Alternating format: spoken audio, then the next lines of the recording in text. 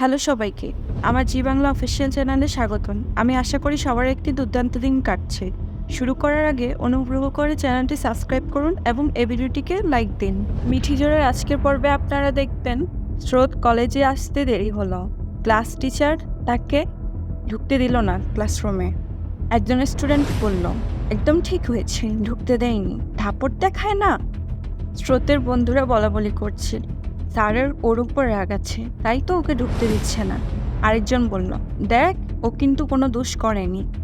একজন স্টুডেন্ট আসলো আর সে বলল, may I come in sir. তারপর ওই স্যার বলল, কাম ইন। কিন্তু এদিকে স্রোতকে বাইরে দাঁড় করিয়ে রাখলো। এবার স্রোত রেগে ভিতরে চলে আসলো, এসে বলল, স্যার আপনার সাথে আমার কিছু কথা আছে। স্যার বলল, কথা? তোমার সাথে আমার কিসের কথা? আর তুমি কথা বলতে চাইলে যে আমি তোমার সাথে কথা বলবো, তার তো কোনো মানে নেই। স্রোত বলল, ঠিক কথা নয় স্যার, একটা প্রশ্ন ছিল। আপনি সৌরদীপকে অ্যালাউ করলেন, আমি তো তার আগে থেকে এসে দাঁড়িয়ে আছি, কই আমাকে তো অ্যালাউ করলেন না। স্যার বলল, তার কফিয়ত কি তোমাকে দিতে হবে নাকি? স্রোত বলল, অবশ্যই দিতে হবে স্যার। আপনি একই ব্যাপারে দুজনের ক্ষেত্রে দুই রকম নিয়ম কেন করছেন? আপনার ক্লাসে যদি তাড়াতাড়ি আসার নিয়ম হয়ে থাকে তাহলে দুই রকম করছেন কেন? আর বলল, আমি আমার ক্লাসে কাকে ঢুকতে দিব না ঢুকতে দিব সেটা আমি ডিসাইড করব, তুমি বল আর কি। স্রোত বলল, স্যার আমরা তো সবাই আসি আপনার ক্লাসে পড়তে, আপনার কাছে পড়াশোনা বুঝতে। আপনি যদি অকারণে আমার ক্লাসটা বন্ধ করে দেন তাহলে ক্ষতি তো আমারই হবে, আর আমার ক্ষতি হলে তো আমি কথা বলবোই স্যার। স্রোতের বন্ধুরা বলল, স্যার আপনি কিন্তু এটা স্রোতের সাথে অন্যায় করছেন, ওকে ক্লাসে অ্যালাউ করা কিন্তু আপনার উচিত ছিল স্যার। স্রোত ক্লাস না করে বেরিয়ে গেল। এদিকে সূর্যের বাবা নিচে পড়ে গেল। সূর্য দৌড়ে এসে ধরল, বাবা কি করে পড়লে তুমি? সূর্য নীলুকে বলল, আচ্ছা নীলু, তুমি কি বাবার দায়িত্ব নেবে? তুমি বাবাকে একা রেখে কোথায় চলে গিয়েছিলে? বাবা তুমি একা একা নামতে গিয়েছিলে কেন? বেল বাজাতে পারতে।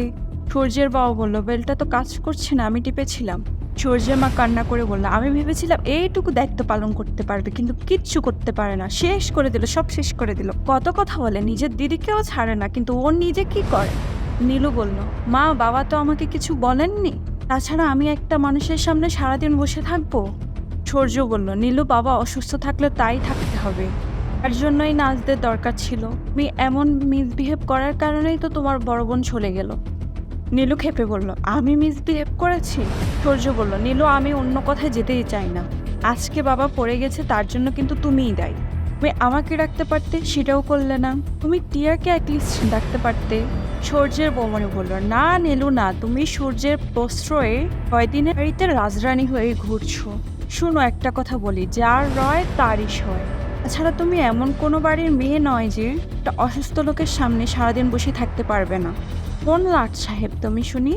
এইটুকু করতে পারবে না? আজকে বাবার এই অবস্থার জন্য একমাত্র তুমিই দায়ী। নীলু বলল, কেন? তার জন্য আমি দায়ী থাকবো কেন শুনি? তুমি এ বাড়ির বউ নয়? বলো বলো, তুমি এ বাড়ির বউ তো, তোমারও তো কিছু দায়িত্ব আছে। তুমি রান্নাঘরে যেতে পারবে না, আগুনের কাছে যেতে পারবে না, সেখানেও প্রবলেম। তুমি খেতে দিতে পারবে না, বাবার কাছে কিছুক্ষণ বসে থাকতে পারবে না।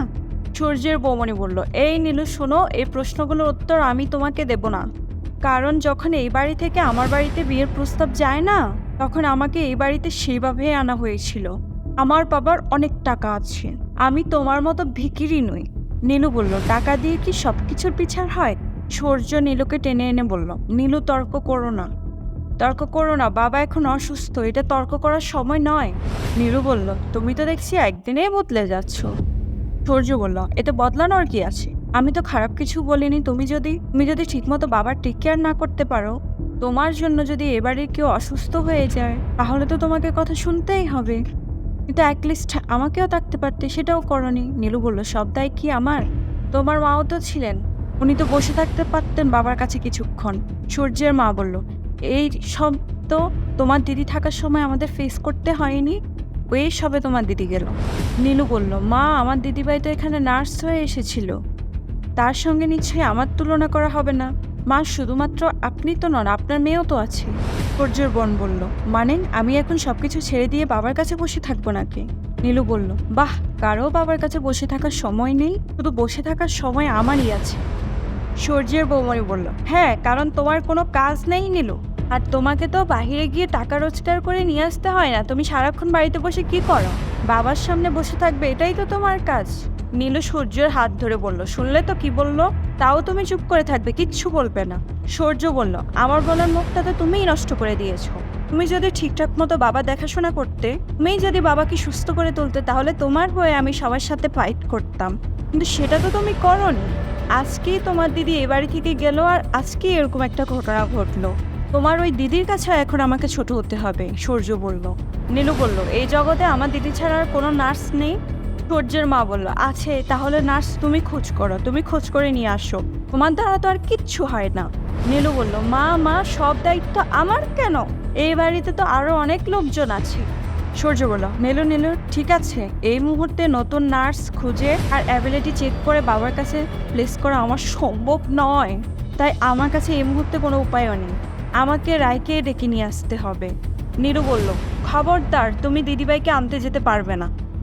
সূর্য বলল, ঠিক আছে, আমি না হয় না আনলাম, তুমি নিয়ে আসো, আর এই মুহূর্তে আমার একজন নার্সের খুবই প্রয়োজন, ব্যাস, আর কিচ্ছু দরকার নেই। বলল, আমার দিদিভাই নার্স নাকি? সূর্য মনে বলল, না, তোমার দিদিভাই নার্স হয়তো নয়, কিন্তু বাবা তো রায়ের টেক কেয়ারে অনেক সুস্থ হয়েছিল, তোমার দিদির মতো সেই টেক কেয়ারটা কোনো নার্স কোনোদিনও করতে পারবে না। সূর্যের বাবা বলল, তুমিই তো রায়কে এ বাড়ি থেকে তাড়িয়েছো, এতটা যদি ওকে অপমানিত এখানে না দেওয়া হতো তাহলে ও কখনোই যেত না। অবশ্য আমি তোমাকে কেন বলছি, আমার নিজের ছেলেও তো কোনো কম যায় না। সূর্য বলল, বাবা সেটা অন্য প্রশ্ন। সূর্যের বাবা ক্ষেপে বলল, না, সেটা অন্য প্রশ্ন না। সূর্যের বাবা বলল, আমি কারোর সাথে কথা বলতে চাই না, শুধু একটাই অনুরোধ করব, রায়কে আবার এখানে আসার জন্য তুমি অনুরোধ করতে যেও না, ও কিন্তু বিব্রত হবে।